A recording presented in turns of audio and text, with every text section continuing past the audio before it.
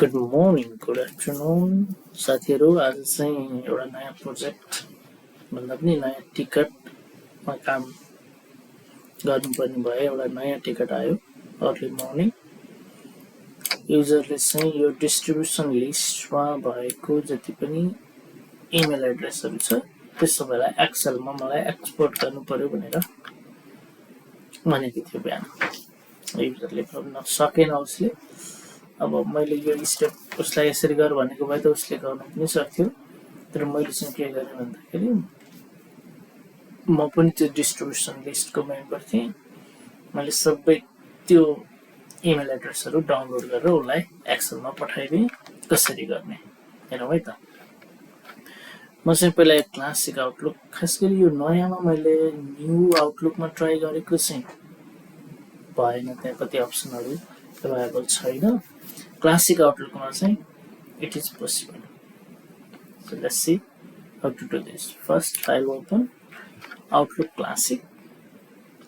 So त्यहाँ चाहिँ अर्को के छ भन्दाखेरि नयाँ भर्सनको विन्डोज हामीले 24S2 इन्स्टल गर्छौँ भने त्यसमा चाहिँ क्लासिक आउटलुक अटोमेटिकली इन्स्टल हुँदैन। अफिस इन्स्टल गर्दा हामीले चाहिँ फेरि स्ट्यान्ड एलोन भर्सन पनि इन्स्टल गर्न सक्छौँ हैन।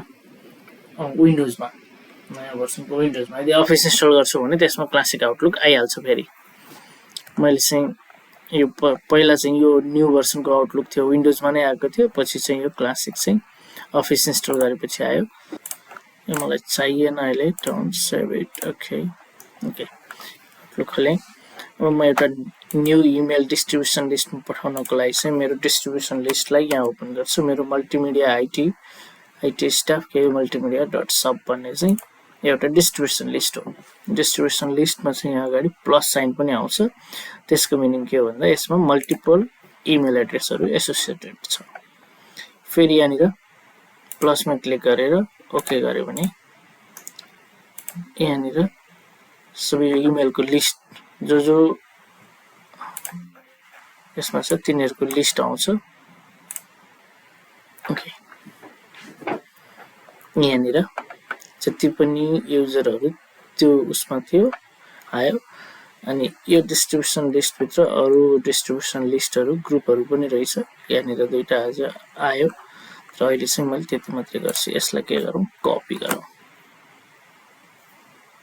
Control C.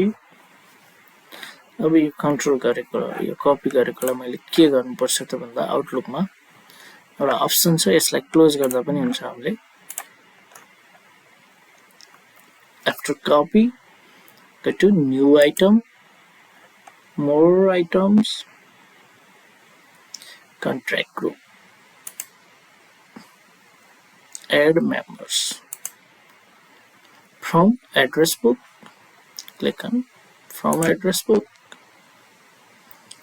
turn to nothing here, just look at here, members, click on here and paste those all email address we copied before.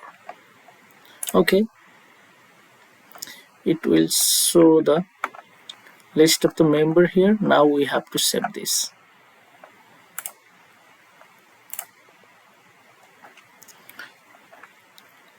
Just remember, while saving the data type should be savage type should be text only.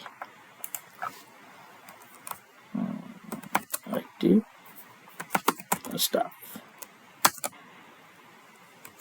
email list.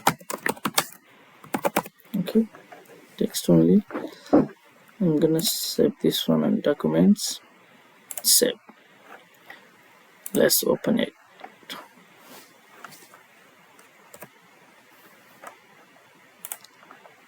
IT staff email list. This is the text file. Already data are here. If we want these all in Excel, we have to input it. Let me open the Excel.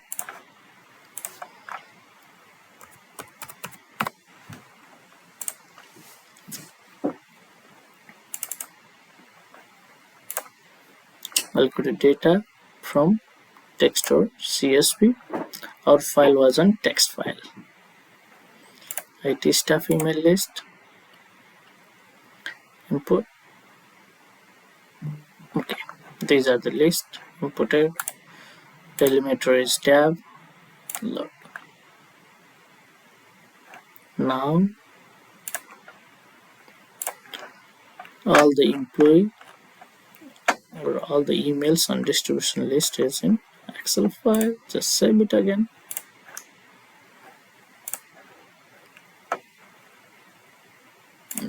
It's okay. I click stop.